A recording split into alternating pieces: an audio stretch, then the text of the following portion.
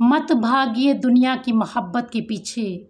दुनिया की मोहब्बत आपको ज़लील करेगी, दुनिया की मोहब्बत आपको रुस्वा करेगी, दुनिया की मोहब्बत आपको रुलाएगी, दुनिया की मोहब्बत आपको सताएगी, दुनिया की मोहब्बत आपको बेसकून कर देगी, दुनिया की मोहब्बत आपकी दुनिया आखिरत बर्बाद कर देगी। फ़फ़िर्रू इलल्लाह, दौड़ लगाइए अल्लाह की तरफ।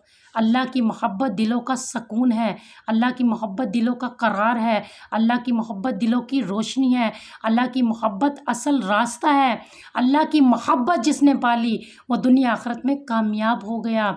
जिसने अपने रब से वफ़ा की, जिसने अपने रब से मोहब्बत की, तो दुनिया की मोहब्बत उसके कदमों में आ जाएगी।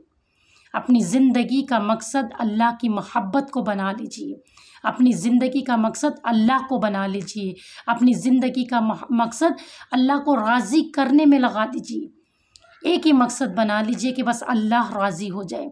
जब अल्लाह राज़ी हो जाएंगे तो सारे मकासद में खुद ब खुद कामयाबी मिल जाएगी।